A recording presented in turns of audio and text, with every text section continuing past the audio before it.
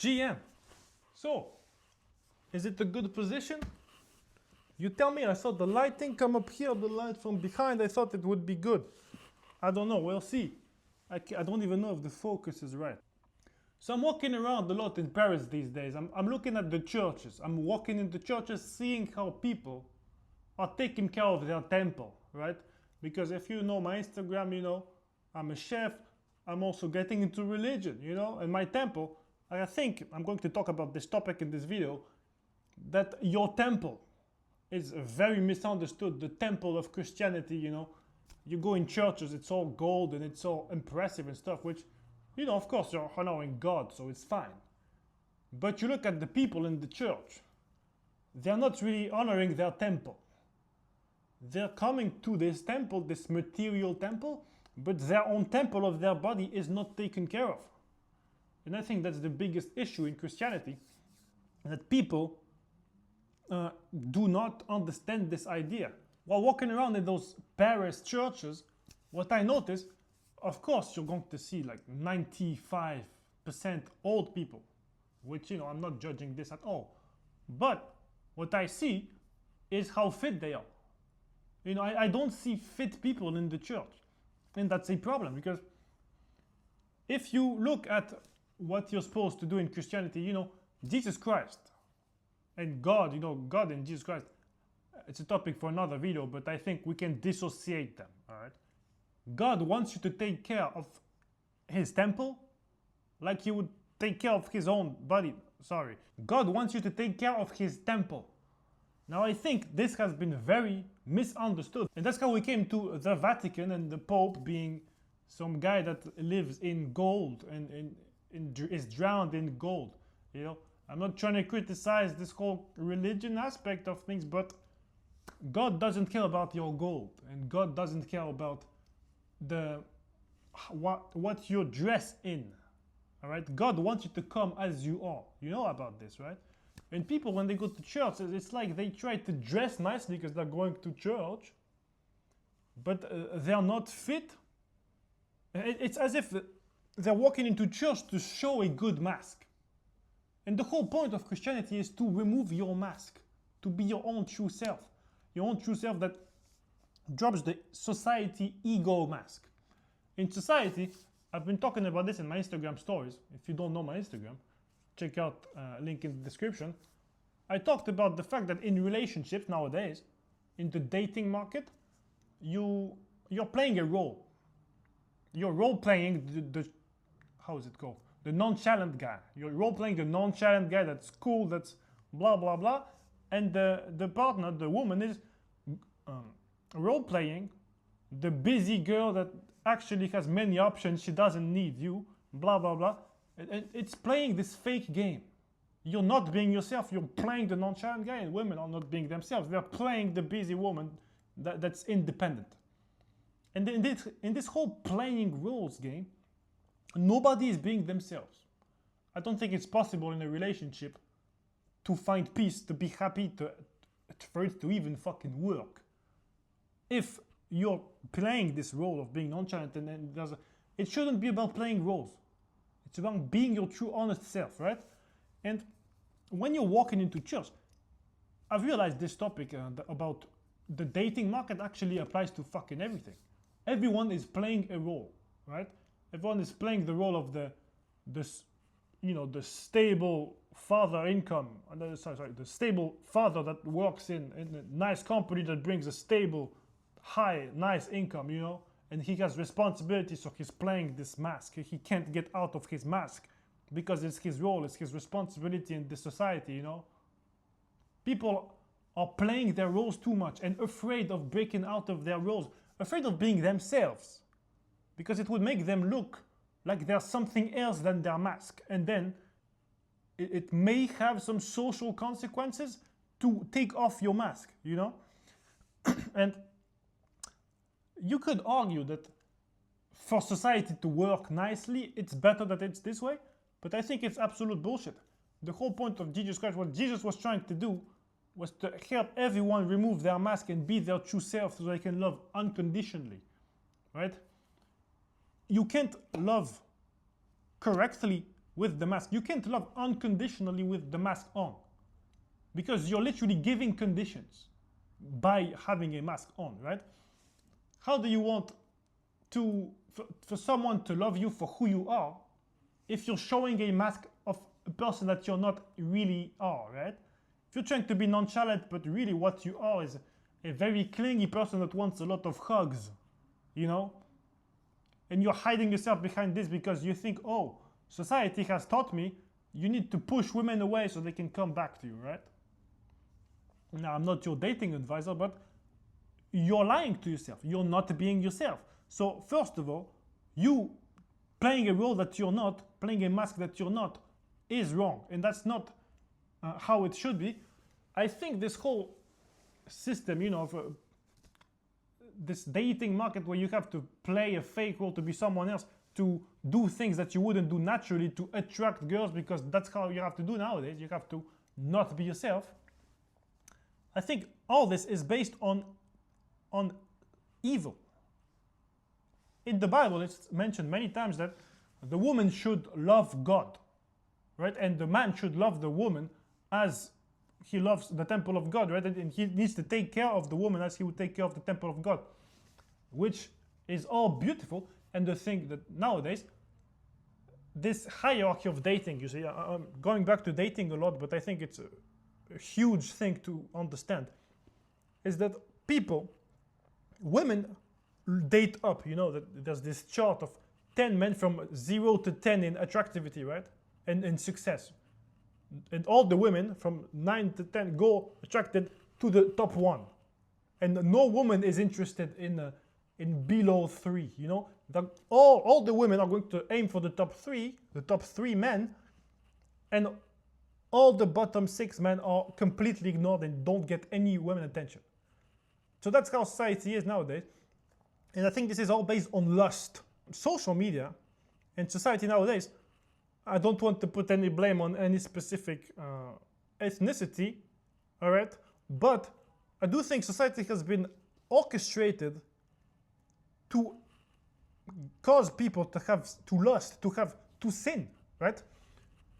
Men in capitalism led to greed, make them successful, and this greed of men chasing for more power leads women to greed on these type of men. Now women don't want all the normal men. They don't want, and by the way, all these normal men are men that would give their lives for the woman. But the thing is, the woman doesn't give a shit. The woman wants the top 3% men, you know, and that's it. And I think that's lust. That's a result of the greed of men. It's greed from women. I think the greed from women is to aim for the greedy men. You know, I think you may never have heard of it put this way, but I've been looking at this very conscientiously for the past 10 years. Because when I was younger, I got heartbroken many, many times. So I always tried to understand women, blah, blah, blah, and I could never. And in the past 5 years, I've locked up on myself, what I've locked in, and I had much less women interaction, and I was self-improving. I was analyzing everything I did, not to control the world around me, but to understand all my mistakes, to improve myself, and as I improve myself, not make any mistakes again. And then I understood that men ego drives woman ego. And that's crazy. If you look at Christianity, if the man is humble, if the man is a good man, humble man, and the woman believes in God, if the woman believes in God, she will have no attraction for the greedy men that have all the fucking yacht and all this shit, all the money, all the power. The only reason they are attracted to this is because they are women that do not love God. They're just women that are not enlightened, women that don't see the light, women that, I'm not saying that women are dumb, all right? Because I'm saying women that are not enlightened, just as 99% of men are not enlightened, all right? It's a both cases thing. And I think the reason why this world is so fucked nowadays, so unstable, so unfair, how women aim for the top 1% men is because they've been taught sinful values in this sinful society, which has made men greedy. If you look at Buddhism, if you look at Christianity, and you need to be humble. It's about humility. It's not about becoming the richest guy in town. It's not about becoming the successful business. That's not what Christianity is about. Christianity is about doing your best and giving unconditional love. That's all you need to do. Doing your best and giving unconditional love. And this way, if you were doing this, as a man, you would attract humble women. You know, the reason why the toxic man attracts all the girls is because he is attracting all the toxicity too. If you look at Andrew Tate, I talked about this in my stories too on Instagram. I'm a huge Andrew Tate guy. I'm not anymore because I went beyond Andrew Tate, but from the age of like 20, I really needed to hear Andrew Tate because I was stuck in the big LGBTQ propaganda. Not that I was gay, but I was totally drowning in this woke ass environment.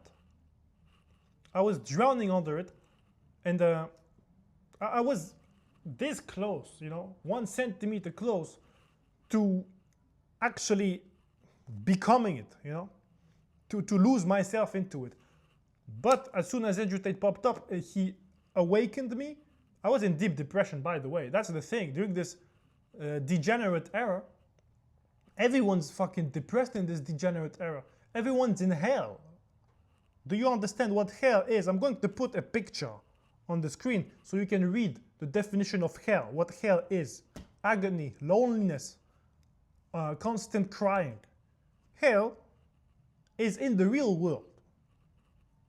Satan, if you didn't know, doesn't rule hell. He rules the planet Earth. He rules Earth. He rules on Earth with humans. So hell actually, people keep telling you hell is underground, it's afterlife. No. My opinion of this is, and I've studied it, I'm cocky, you could say, I have my own opinions, blah, blah, blah, but hell is on this real world, in this planet, when sinning. When you sin, you automatically do actions that damage your life. That's what sins are. Sins are actions. It's not because you're mean, right? A sin is not being mean. A sin is doing an action that will hurt yourself in the future, okay?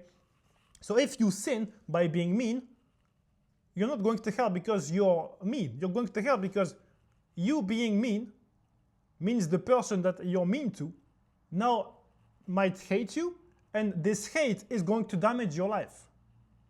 You're not gaining anything from this hate, You're putting poison out there that's going to come back to your life, and it is going to damage your life.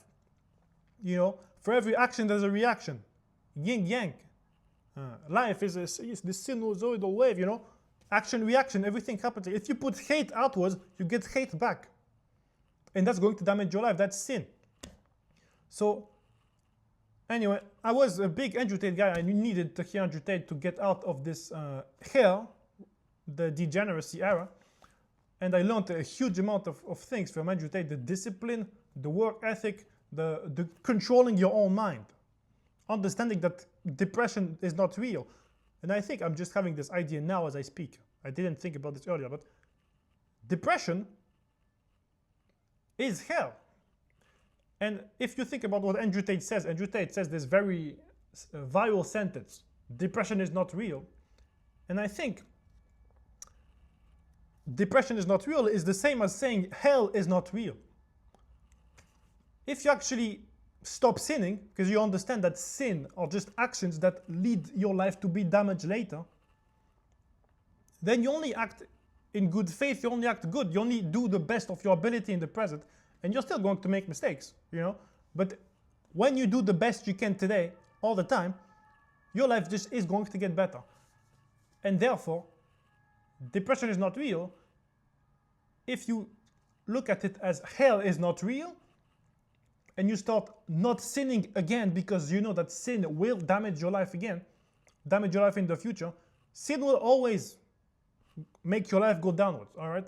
there's two options in life. It's either your life goes up or it goes down. You're either growing or you're dying. I've said this many times in my course. You might want to look at it. But you're either growing or you're dying. If you're sinning, you're by default taking the path that's going downwards. You're destroying your life. Well, if you're trying your best every day, doing the best you can, the best of your ability, the best of your knowledge, you're building up forever. That's just how it is. So, yeah, that's my idea about this depression is not real, this hell. So anyway, I needed to hear Andrew Tate. And Andrew Tate had a beautiful impact on my life. It was great learning from him. But now I've got beyond this. I see Andrew Tate as a huge ego figure. He is still in this chase, in this greedy society, as I said earlier, you know, the greed of men leads to the greed of women. Andrew Tate is like the peak greed of man, you know? Apparently he stopped greeding. He has 10 wives and he says he doesn't want to get more than 10. He's settled with 10 wives. Wow. But anyway, let's get past this. Andrew Tate is the peak greed in men. So I think he can't get peace in his lifestyle because all the women, 10 wives, right? He has children with all of them, I think. And the thing is, you can't, like your 10 wives are probably never going to reach peace because you've split this love in 10 different ways, you know? Now they have to be single mothers, all of them. Because you're a greedy guy that just wanted to conquer. You wanted more power, you wanted more, whatever the fuck it is, right? More dopamine from telling yourself, I conquered all these bitches, right? So now because of your greed, there's this whole mass of people that are the closest people to you that cannot reach peace. The closest people to you cannot reach happiness because of your greed. If you get in this situation where your actions stop other people from reaching happiness, stop other people from reaching peace, then your actions are wrong. You know, it can also be that you're doing right, but the motivations of the other person are wrong, which makes them not able to reach happiness, not because it's impossible, but just because they are still in hell, they have the wrong priorities, and they just need to get past this. But very often that's not what happens. What happens is your greed affects people's lives around you and damages the lives around you. If that's the case, you're living in hell. You can't have satisfaction. Andrew Tate said many times that he lives at war all the time. He doesn't feel peace ever. He always feels like he's in a war with something, right? He's in a war with a lot of jurisdictions in many countries. He's in many lawsuits, he has the fucking police and shit like this get to his home, break into his home, send him to jail. This kind of shit. His money seized, his bank accounts frozen, all this kind of stuff, which is all side effects of greed, of chasing power. You chase power, you fly too close to the sun, your wings melt and you fucking fall to the ground, right? So I think Tate, that's what he did. He tried to fly too close to the sun. And I mean, you could say he's still successful today. It's very subjective to argue that he's failing now. I'm not saying he's failing. I'm saying he's probably never going to reach peace. He said himself he's at constant war. I don't think he's going to ever reach peace because his lifestyle makes it impossible for people close to him to be happy, right? Maybe his brother is happy, right? I think his brother and fucking friends, his homies, cool. But the mother of his children not being happy, is that what you want? Do you want to cause like the incapability of peace within the mother of your children? Do you want that? I don't think that's something to strive for. So that's the thing. Society, nowadays you can see men like this. And of course, Andrew Tate people are going to be super inspiring to the youth, which he was to me. But I had to get to a point where I understand that where the difference between growth to better yourself, to bring yourself at a powerful stage to be able to reach peace comfortably, and greed. Greed is beyond this. Greed is things you don't need, right? So everything is based on sin. And what are sins? You know, it's lust, greed, gluttony, desire, all this shit. Can you hear the police? I hope you can't. Anyway, if everything is based on greed and sin, if you go at church, you see people being fat, they're sinning in gluttony. And if you're going to listen to Jesus Christ, to the word of God, as long as you're sinning, you're not in heaven. Heaven is in the real world. Just as hell is in the real world, heaven is life after enlightenment. When you stop sinning because you understand sinning damages your life. Therefore, you only have to build upwards, you only have to do the best you can. You always have to be trying forever. Of course, as men, our ego is always fighting with ourselves, and we always sin. However good you can do, you still will sin, you still will desire, you still will lust. When you see a hot girl, you can't stop yourself from thinking about sex or some shit like this. Or when you see, there's a cookie shop, you can't fucking stop yourself from walking in, type of shit. As humans, we're always going to sin.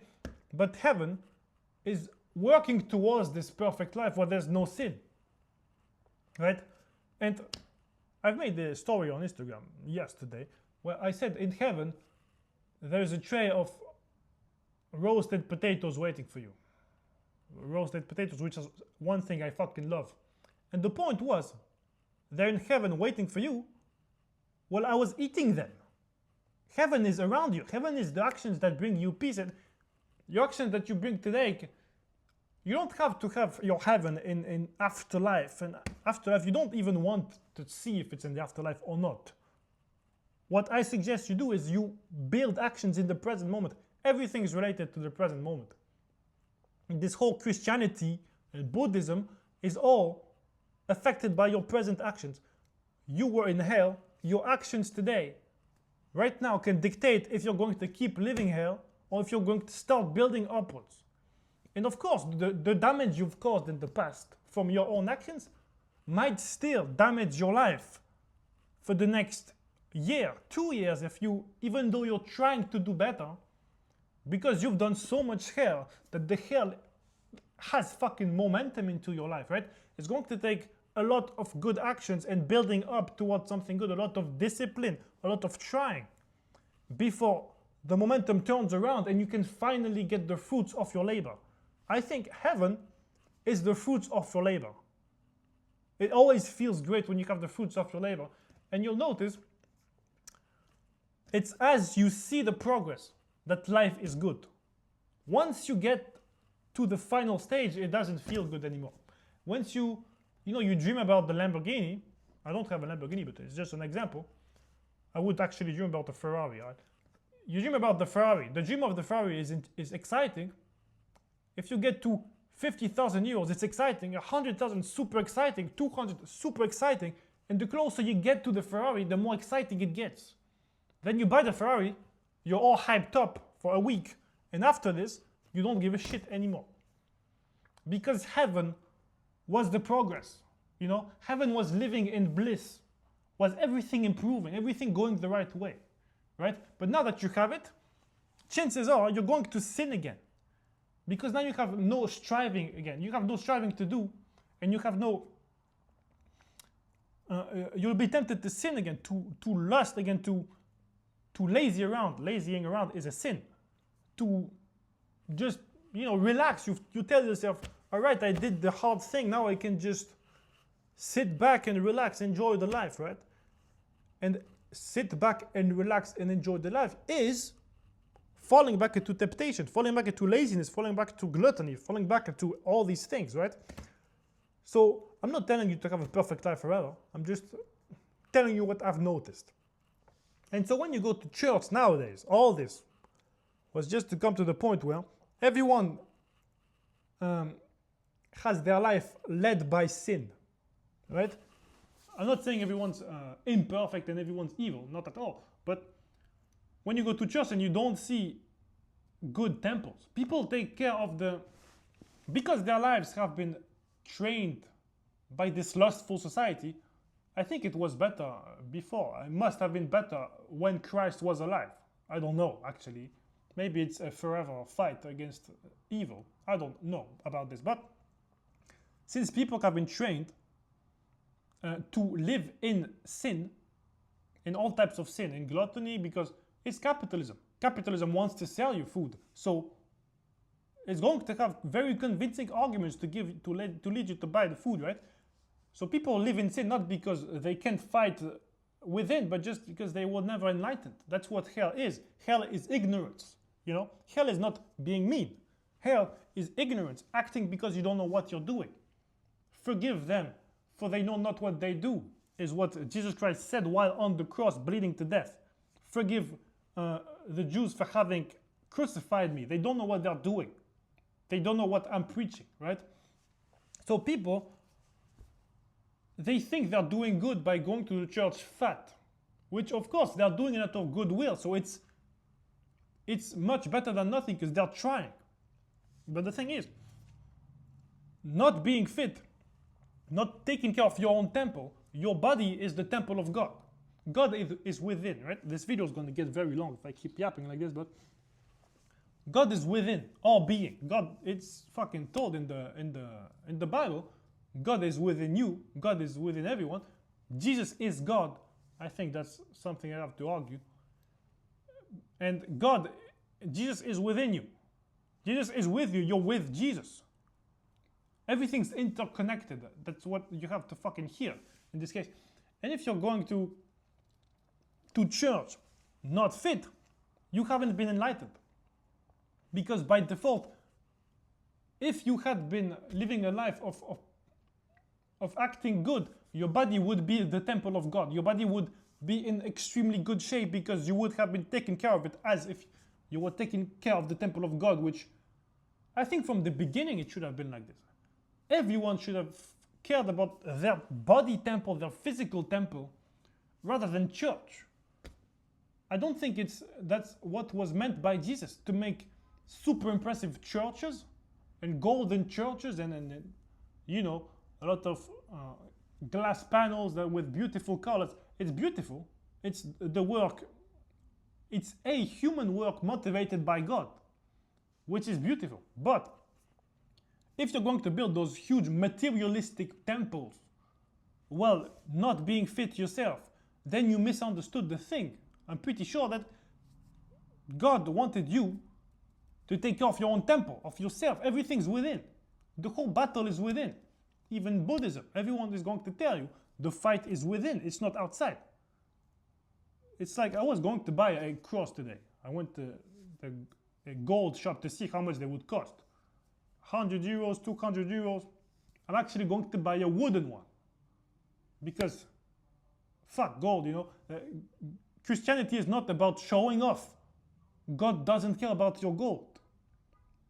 Christianity is about your temple, your reality, your human, your inside, what you are inside, what you want the message to the world. It's about unconditional love. If you want the golden cross, why do you want the golden cross? So people can see it. You know what? Maybe they can see it shine and it can attract their stare. And then you can lead them to Christianity. Good argument. I'll think about it. If someone offers me a golden cross, I'll wear it for this reason. But I won't buy a golden cross because the love of God is not supposed to be shining. The love of God is inside. It's unconditional. It's faith. It's, faith. I wanted to talk about this. Faith is not only outside of religion. Faith is everywhere. Faith only means acting towards something without even questioning it, right? It's having a complete belief in something. And a lot of people that do not believe in God, right? How do they call themselves? Of atheists will tell you, well, actually, nobody is really correct because there's always something that can prove the science is wrong and blah, blah, blah. And we don't know, blah, blah, blah. And they're always going to argue that you can't ever be 100% certain. If you apply this framework of living, you don't do anything of life. The only way to achieve something is to have true faith in it. The only way to put a rocket in space is to believe that you can put a rocket in space. If from the beginning you tell yourself, the calculations are really unbelievable, it's billions of money that we don't have, it's crazy amounts of work and hours and stuff that we really don't have right now. The only way to put a rocket in space is if you believe in it. And then you start working towards it little by little. You put the belief that you can reach the Ferrari, and now you can work towards the Ferrari. You put the belief that you can become a top 1% physique, that you can get a six-pack. Now that you believe you can do it, now you're going to work towards it. But if you don't have the faith, if you kind of want a six-pack, but you don't have the faith that you'll get one day, what are you going to do? You'll go to the gym and then think, oh, it was a shitty workout. I'll grab a Coca-Cola just to feel better. Because it's just one Coca-Cola. It's not going to damage the goal anyway. And I'm so far away from the goal anyway that why would I even focus completely? Well, if you have faith that you're going to get there, it's much more likely that you're going to tell yourself, I can't have a Coca-Cola right now because I'm building towards my goal. And this would be a clear step backwards. I don't want to step backwards. I want to get to my goal. I should always be walking in the right direction. You should never be sinning. You should always be walking towards God, towards the objective, towards heaven. Right? Heaven is reaching. It's working. It's improving. Every time you improve, you have dopamine hits. You see the evolution. You feel great. That's where happiness comes from, where heaven comes from, right? Not really from having the car, not from having the gold in church, not having... once you have the gold on you, what do you fucking do? Huh? You have one golden bracelet, now what? A second one? Now a collar? Now a ring? Now 5 rings? Now what? What do you do now? Now that you have it all, what do you do? What do you want? You're not satisfied. You're not satisfied because you're a human that lived in greed from the beginning. You only got a bracelet because you wanted it out of greed. And then you got a second one because you wanted it out of greed. And greed just makes you want more and more and you're never satisfied. The happiness is in the path, the journey. Everyone tells you this, but I hope with this video you can understand how I mean it. Because everyone is going to tell you the same words. But everyone has a different story. Everyone comes from different backgrounds. And understanding from their own perspective is really what's going to change your life, because one idea can be explained in 10 different ways by 10 different people, and combining those 10 opinions can really enlighten you. Well, if you just listen to one person, you might not really understand what this person had to say at all, okay? So anyway, this whole point was, I was walking in church, people were not fit. And it tells me that they haven't been paying attention. They probably misunderstood Christianity. They're paying respects to this materialistic temple, which is a thing, right? It's one thing. They're trying, which forgive them for they know not what they do, right? They're trying, they're doing their best, which that's why God wants you to love them. Love everyone because they're trying. They're not trying to be evil. They're trying to do good. And that's the best they know, is to do those materialistic driven things, right? Because they've been grown up in hell. I think everyone is born in hell, and you have to be reborn again into heaven at some point in your life once you get enlightened. But people still being in hell, they don't realize that their body is their temple, and they should take utmost care of their body. Because God is within. God is within every being, every living being. And if your body is dying, if your body is extremely unhealthy, you haven't taken care of the temple of God. Right? So, I was in this church and they were all praying. Which, if they're praying, they know the prayer. They actually knew the prayer, not even reading out of anything, just literally pronouncing the prayer. Means they are trying their best, right? They really got into it seriously and they know about the tradition. They tried. But I think they're not focused on the right things. The temple is not the physical materialistic temple. The temple is inside, you know? Anyway, I'm probably going to end this video because I said a lot of interesting things, but I didn't have any idea of where this video would go, right? I just spoke what I saw today. I actually want to get a wooden cross. That's what I wanted to do. That's why I went out today to get a cross. And turns out, the one place that actually sells crosses, and the one church that does, is booked fully for the next 5 fucking days. Impossible to get in without a booking. So I guess I'll get it next week.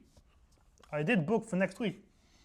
But yeah, if you're interested in learning of all this, you should look at my Instagram channel a lot and my stories a lot. And the point here is I wanted to tell you in this video, that's the thing I wanted to say, that your body is your temple, and that's why your health and working out, not working out as in a bodybuilder or a gym bro that just stuffs protein in his mouth and doesn't care about anything else.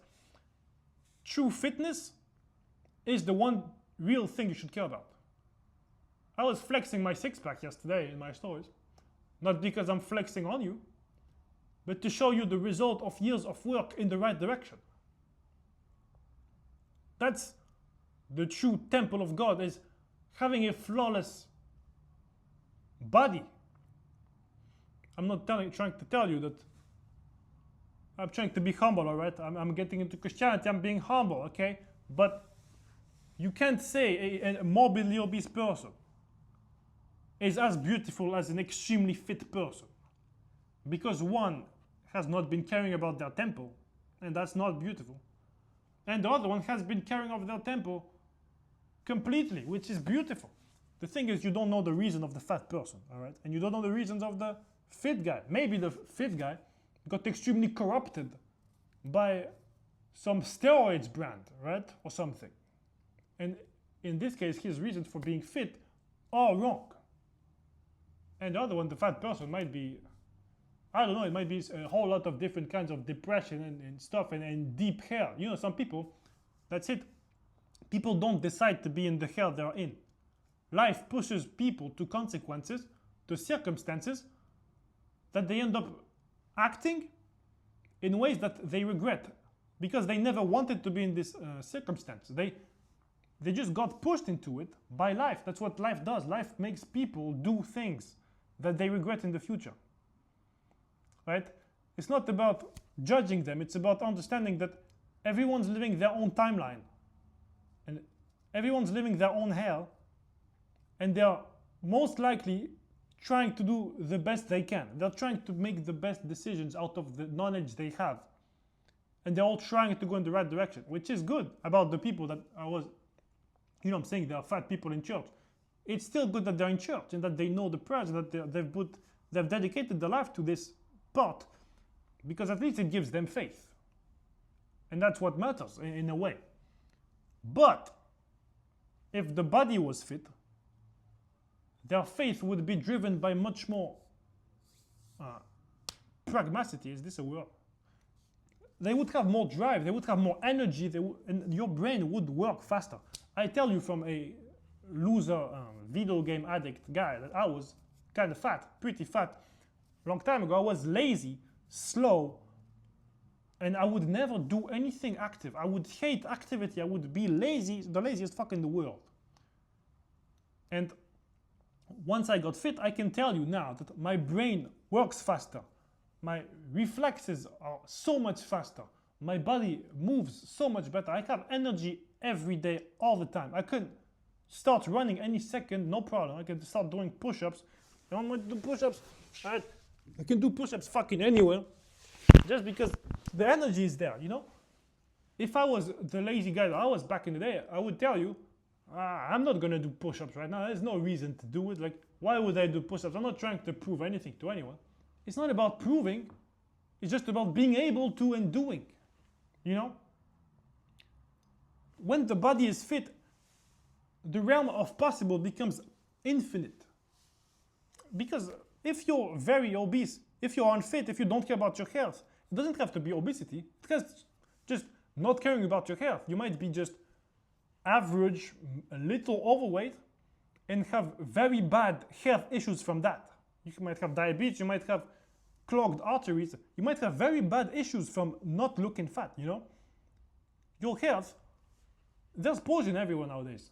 In the supermarket, food in the supermarket, you should only take stuff that rots in 5 days, all right? If the thing is not going to be rotten in 5 days, you shouldn't buy it. If it can stay in your fucking kitchen for a month, 2 months, 3 months, 4 months, it shouldn't be in your fridge.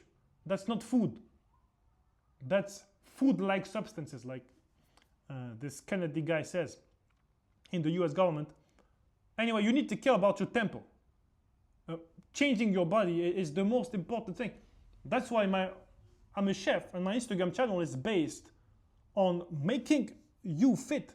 All my recipes you can see are all animal-based and all designed towards healthiness, making you healthier. And I'm not making disgusting food, you know, healthy food. You have this idea that it's disgusting or it's annoying to do. I'm really making very simple things and very tasty things. Look it up, look at my channel. Because I understand what health is. As a chef, you know, I was cooking food in the restaurants, in 5-star hotels, in Michelin places, that I recognized as a health maxer. I'm a health maxer in France, which is kind of a curse because France is late as fuck on modern knowledge, right? Health maxing is at the edge of development, of health. So as a health maxer in the kitchen, in professional kitchens, I just saw that I was making unhealthy food for people. And I hated this, so I quit my job. I didn't like this. I couldn't live with myself making this food in the restaurant that I deemed unhealthy because that's what the chefs want me to do, right? That's how the chef makes money. That's the thing, right? I was making unhealthy food so that the chef can make money. That's the goal. That's the end goal. So I quit because it wasn't aligned with my values. I want you to build your temple, and it doesn't take only cooking. It's not only the ingredients you eat. A lot of my clients in my one-to-one program tell me that they thought they were healthy before joining the program, and they learned so much information about fasting, about anabolism, about catabolism, about your body building up, building down, how does it work and stuff like this. And they learned, while they were already eating healthy, what they thought was healthy, so healthy products, healthy ingredients, they learned that it wasn't actually healthy. Because healthy eating is not healthy ingredients.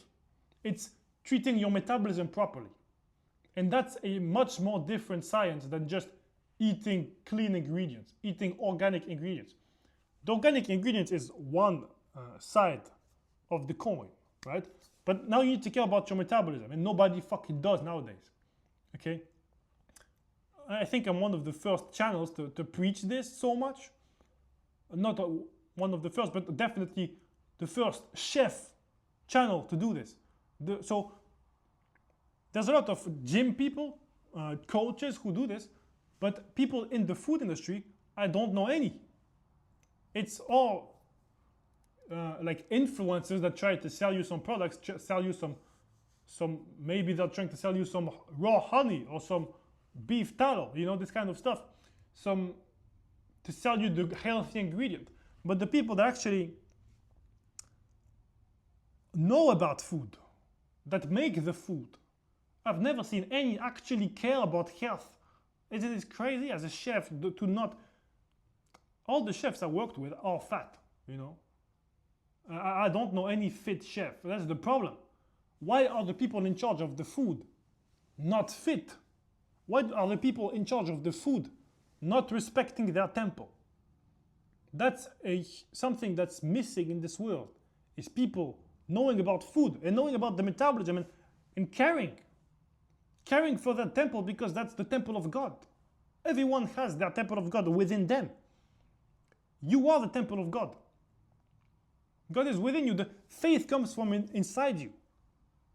Faith, the faith that leads you to take action towards something without doubting it, is the faith from God that's inside you, that's led by your actions, by your decisions. You have this power within you. So you also have the power to decide what goes into your mouth, and you have the power to decide. Now you have to learn how your metabolism works. That's something that you don't know from birth. Just like faith is not something you know from birth. Just like sin is not something you know from birth. It's all things you have to learn. And now you have to learn about your metabolism. I'm telling you as a chef that it's not noble to be a fat chef. A fat chef is someone that's drowning in the sin of gluttony. And he's telling himself, he's reassuring himself that, oh yeah, I'm a chef. It's normal to be a fat chef. You actually need to be a fat chef to be a good chef, right? Because you need to love the food. Oh my God. No, you need, I think a good chef needs to respect his clients. A good chef needs to make the best effort towards making his clients healthier. Not just make his clients sin in gluttony. Not just make his clients overflowed with sugar and fats. I think a good chef should respect the client's health and give the best product like this to his client, right? And I'm not trying to sell you a meal right now. I'm trying to tell you about how you need to care about metabolism. Therefore, if you're interested in learning this kind of shit from me, you should book a call in the description here to learn about my one-on-one program directly with me on a one-to-one call.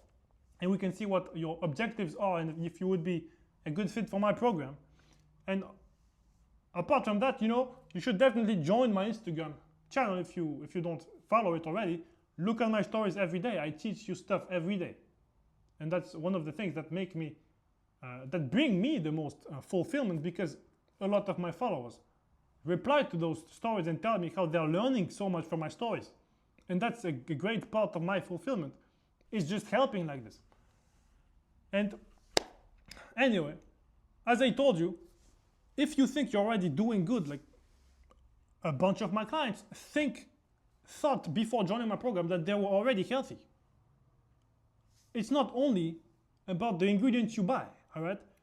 If you think you eat healthy, you only eat the right ingredients, but you have a beer belly, or it's not beer because you don't drink beer, but you have a belly, you have the love candles, you don't have a temple of God, I'm not trying to bully you into it, but your temple needs to represent what God deserves. Does your body look like what God deserves right now? If it's not the case, then you probably are not as healthy as you think. And you need to learn more about your metabolism, because it's so easy to maintain. I can't believe how easy it is to maintain this physique I have. I thought, being fit forever, being fit is something you get and then you lose it. Because that's what is taught to you nowadays, Fitness is so much effort, and then in summer, in winter, you lose it all. That's not the case. I've been fit with a six-pack for more than 4 years. I haven't lost my six-pack a single time. It's there, it's so easy to maintain. Once you know how your metabolism works, it all makes sense. You don't even need to try for it to maintain itself, You actually need to try to get fat to get fat. That's what happens to me. If I try to get fat, I actually have to eat meals that I don't want to eat. Anyway, thanks for watching this video. Press follow right now on the YouTube channel. And tell me in the comments if you think you're healthy.